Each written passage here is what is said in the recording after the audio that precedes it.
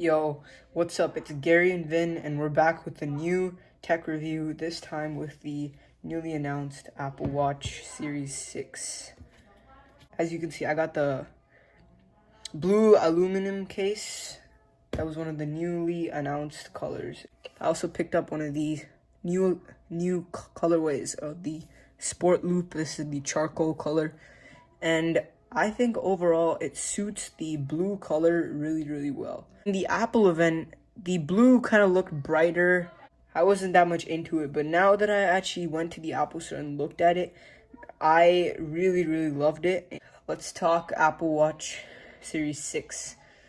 So on the exterior, you now have, of course, the new colors. You have this blue, and you have a new product, red in aluminum.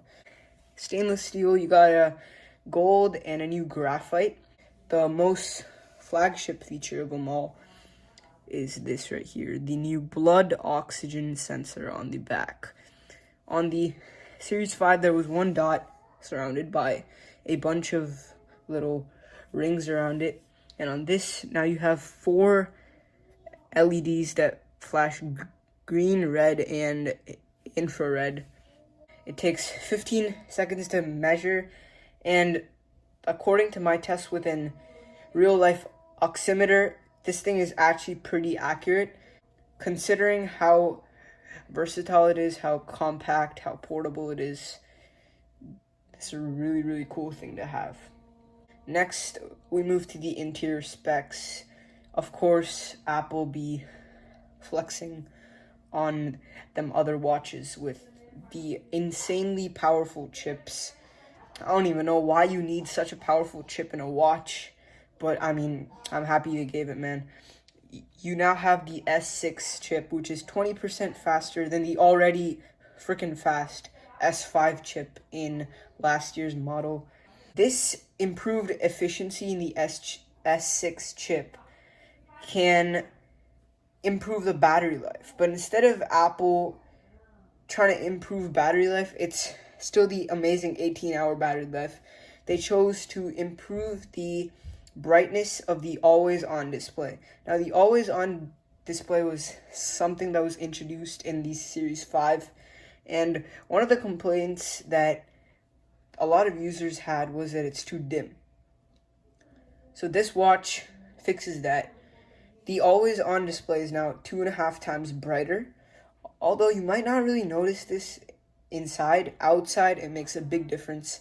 Next is the addition of the new U1 chip. We've seen this chip in the iPhone, iPads, all that kind of stuff, and for the first time, it's now in the Apple Watch. So, the U1 chip is basically a big teaser to the whole Apple ecosystem change. There are pretty big rumors that they're going to announce AirTags and a bunch of other technology that will be available using this U1 chip.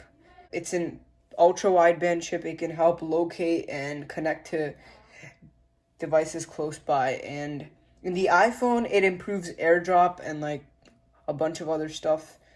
But now, because of the rumors and because they're adding this chip into everything, we know there's going to be some new tech coming soon.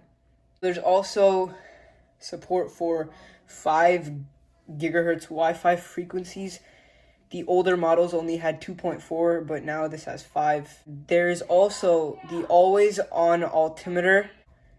So now coming to software, watchOS 7, you get sleep tracking. Because of COVID, you also get new hand washing detection, and you also get a couple of new watch faces with the new update.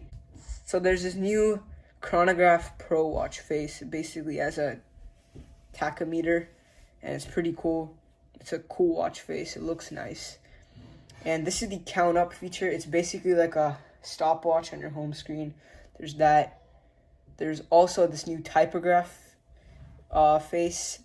That's pretty cool. There's also a new stripes face. You can change the stripes, the orientation, the amount of stripes, the angle, everything. That's pretty cool. And there's also this new weird thing that changes. Lastly, there are new workouts available in the workout app. So you got some new dance, some new yoga stuff, and that's all pretty cool. Apple already has a ridiculous amount of sports and activities in their workout app, and now it's nice to see that they keep adding more every time. Who should buy this watch? That's kind of the biggest concern right here. My verdict is, if you have a Series 4 or a 5, I would really not recommend buying this unless you really want one of the new features like blood oxygen, or you're into the style and you want the new colors or the kind of faster chip. One thing that not very many people realize is that the new watch also gets an extra year of updates.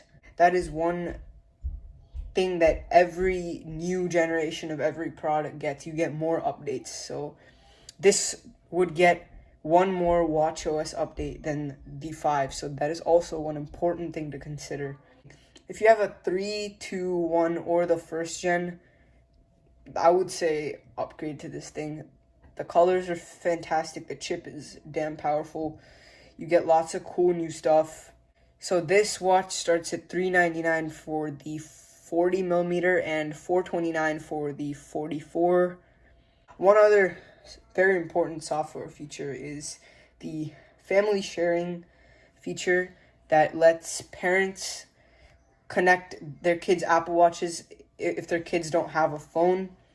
It's useful, and with LTE, you can track your kid throughout the day, what he's doing. You can call them, message them. It's a pretty interesting feature that probably a lot of families will use. So anyways, guys, thank you for watching.